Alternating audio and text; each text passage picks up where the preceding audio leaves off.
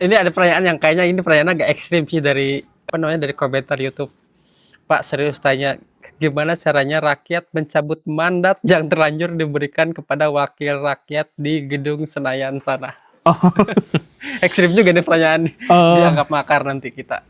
enggak. Ini enggak termasuk makar. Oh, Apa pertanyaannya? pertanyaannya adalah, gimana caranya rakyat mencabut mandat yang terlanjur diberikan kepada wakil rakyat di gedung DPR sana? Iya, itu enggak makar. Enggak. Jadi kalau misalkan saya pengen nyabut lagi si Anu gitu ya, Anu binti Anu gitu, atau misalkan saya pengen Pak Prabowo tuh lekas lengser gitu dan sebagainya, Aduh ini. itu tuh enggak makar. Makar tuh kalau gini, em, saya tuh pengen Indonesia tuh bubar aja semuanya gitu. Nah itu makar, pernyataan makar ya. Hmm. Pernyataan makar.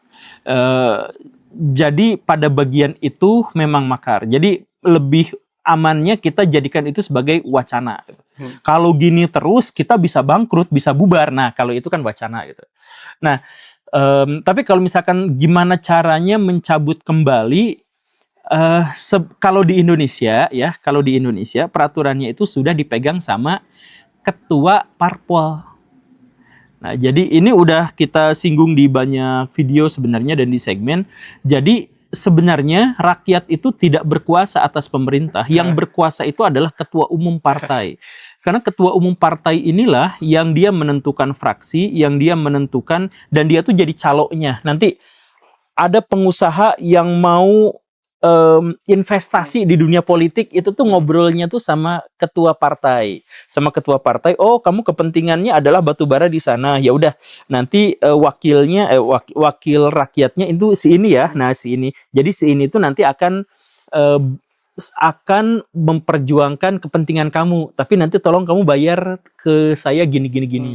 Nah gitu, itu sama partai politik tertentu atau mungkin semuanya ya mungkin itu diolah gitu. Makanya partai politik itu selalu besar, selalu kuat dan walaupun kalah sekalipun biasanya masih eksis dalam waktu yang lama gitu.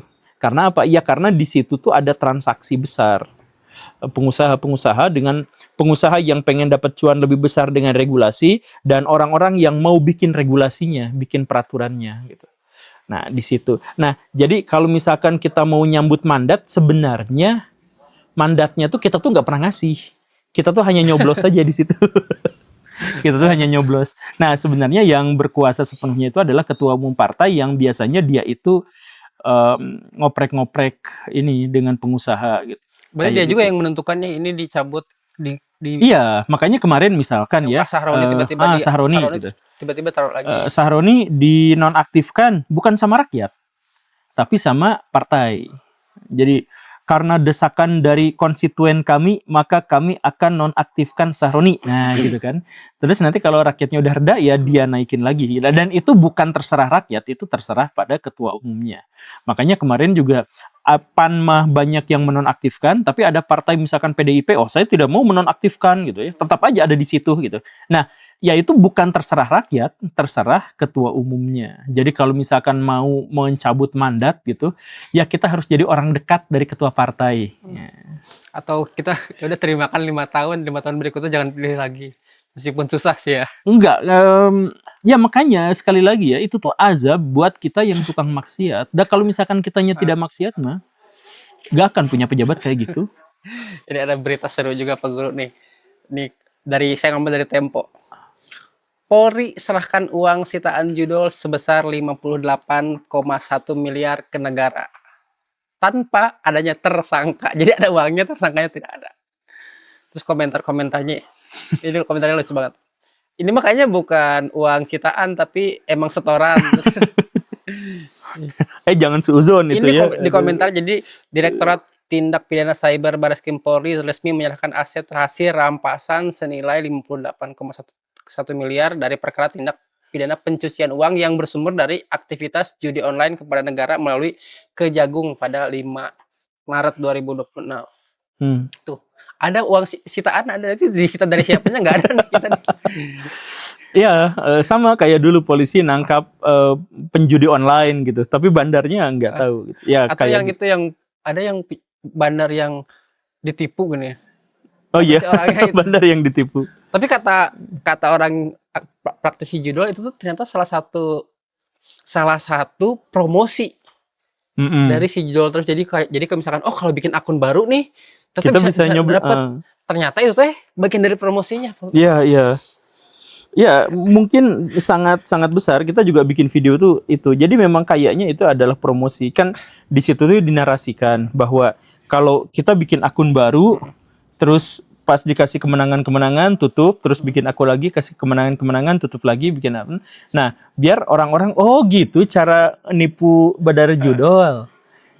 Kan di Bandar Judol tuh dalam pikirannya itu adalah pas kita awal nyoblos tuh dikasih menang dulu, terus nanti kalah, tapi pas udah jarang masang kasih menang lagi gitu kan, pikiran kita dulu tuh awalnya Atau gitu. disuruh daftar pakai akun yang lain gitu, nomor yang lain. Tapi ternyata dan itu diperkuat dengan modus ini. Tapi itu sebenarnya bohong ya, tidak seperti itu. Intinya judul itu bikin Baraya bangkrut aja. Nah, terkait dengan polisi itu juga sudah jadi apa ya, rahasia umum lah, bisa dibilang ya, dalam tanda kutip udah jadi rahasia umum bahwa ada oknum-oknum kepolisian itu yang melindungi bandar-bandar judol di Indonesia, dan bahkan levelnya bukan sudah polisi tapi sudah jabatan yang lebih tinggi lagi. Dulu ada seorang Pak Ramdan itu bilang bahwa saya tuh sudah ngomong ke presiden, ke Jokowi, bahwa bandar judol tuh ini. Jokowinya kaget. Oh, kok gitu? Tapi setelah itu tidak ada tindak lanjut dan orang yang dimaksud itu masih bertahan sebagai orang kepercayaan Jokowi gitu. Nah, belakangan malah Pak Ramdan itulah yang ngomong, mengklarifikasi, enggak, kemarin mas saya salah ucap gitu kan. Begitu. Jadi dalam hal ini saja rakyat tuh sudah wajar kalau judol itu memang dilindungi oleh aparat, oknum aparat dan oknum presiden. Kan presiden nggak bisa oknum sih. Satu-satunya itu ya. Berarti jadi beneran untuk bisa menghentikan judul mah adalah beneran kesadaran dari masyarakat itu sendiri. Iya, benar, kesadaran dan sebuah kabar baik Baraya ya. Kemarin kita ngobrol ya bahwa judul banyak yang bangkrut, alhamdulillah ya. Judul banyak yang bangkrut dan bandar-bandar juga banyak yang sudah beralih profesi jadi driver ojol, ada yang sudah beralih profesi kembali jadi selebriti, ada yang kembali jadi pengusaha dan anggota DPR. Ada yang kembali trek-trekan di jalan. Iya, katanya begitu gitu ya. Kita mah belum punya akses untuk dapat pengetahuan langsung gitu ya. Tapi setidaknya saya yang dulunya sempat buka agen BRI gitu emang agak berkurang sih yang top up untuk isi saldo gitu. Mau berkurang? Berkurang lumayan, entah karena mereka kehabisan banget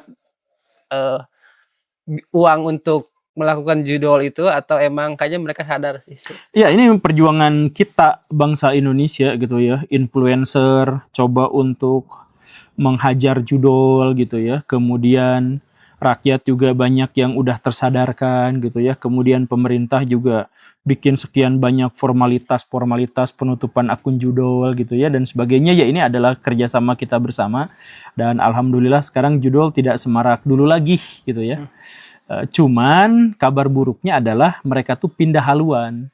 Kita nggak tahu mereka jadi apa nanti. Iya, mereka sekarang jadi apa, tukang scam ya, tukang scam di bidang yang lain. Jadi ini kita ke berita masyarakat pada umumnya sekarang Pak Guru. Ini ada sebuah kejadian. Coba lihat dulu videonya.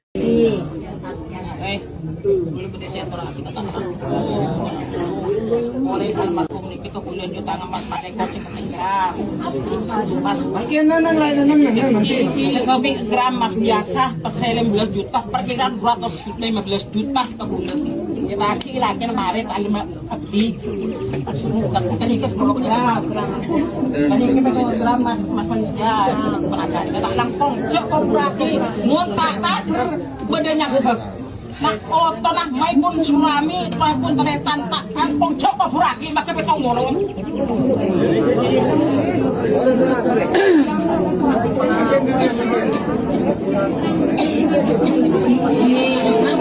apa reaksi netizen? Mendukung si ibunya. Hah? Oh, si ibu yang nagih. Yang nagihnya. Oke lah.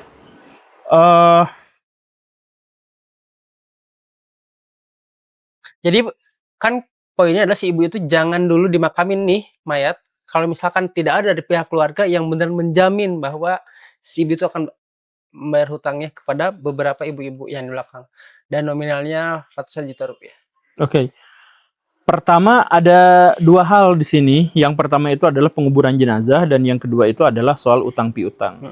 Nah, soal penguburan jenazah itu harus disegerakan. Karena nggak ada juga yang diuntungkan kalau si jenazahnya diawetkan di sana gitu. Ya, kalau misal mau ya dikuburkan saja, tapi pernyataan si ibu tadi itu benar. Jadi kebanyakan dari masyarakat kita tuh kalau nguburin ada formalitasnya. Nanti yang punya kalau ada hutang yang belum lunas bla bla bla bla bla gitu ya. Hubungi Lunas pihak ya, lunas keluarga. ya gitu kan, banyak yang kayak gitu. Nah, jadi si ibu ini itu saya pikir bagus sih. Bagus dalam hal bukan tuntutannya untuk tidak segera memakamkan. Kalau itu mah makamkan aja segera. Tapi di situ tuh harus ada catatan hitam di atas putih, harus ada kesadaran bersama bahwa utangnya harus dikembalikan apapun. Dan ini harus disampaikan ke keluarga, ini adalah soal akhirat. Jadi dalam bahasa yang paling kasar tradisional masyarakat kampung kita itu, kalau masih punya hutang belum kebayar, mau dikuburkan pun dia tuh belum diterima sama bumi gitu. Itu bahasa masyarakat kampung kita gitu.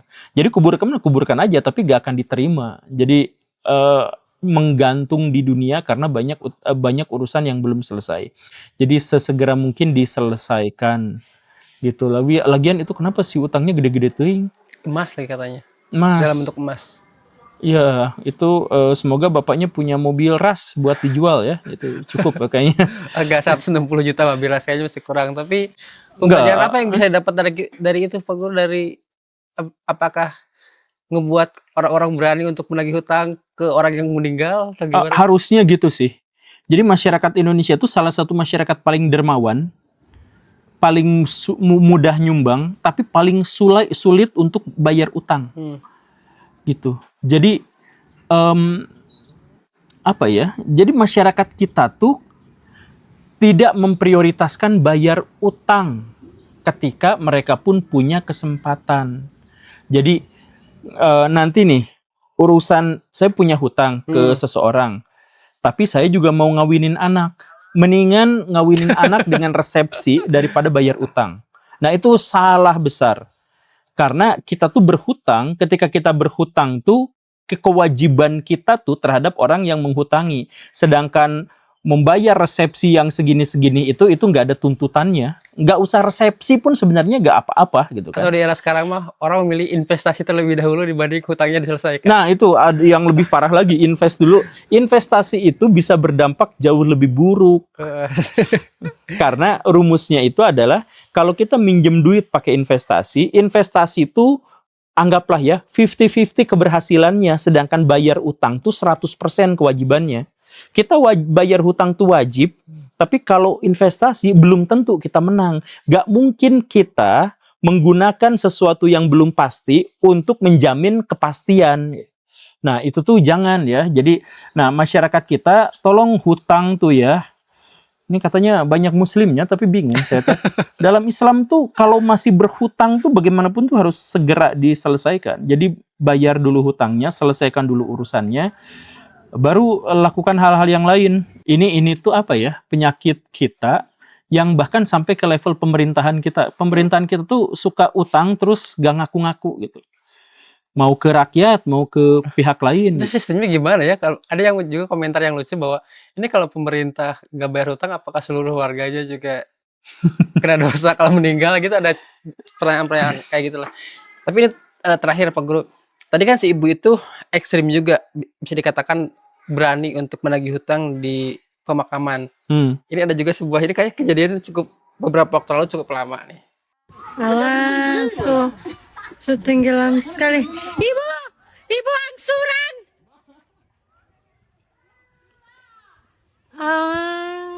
Ibu tidak dapat lihat orang serela naik ini terang. Bantuan awal, cuma bantuan tapo.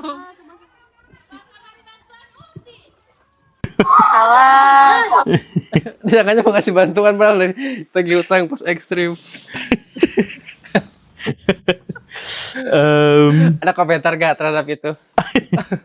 Ya, bayar hutang tetap harus bayar utang. Tapi dalam hal ini yang nagihnya kayaknya agak keterlaluan sih. Tapi kayaknya ini yang nagihnya juga bukan ini sih, kayaknya hanya petugas. Iya Bang Emok dia, Bang Emok. Oh, Bang Emok. Oke, Emok itu. Aduh. Kayaknya itu udah lama sih, tapi itu masih lucu dan relate gitu. Oke lah, Pak Guru, terima kasih untuk hari ini. Sampai jumpa. Komentarnya udah gitu ya, ketawa aja lah. Assalamualaikum warahmatullahi wabarakatuh. Waalaikumsalam warahmatullahi wabarakatuh.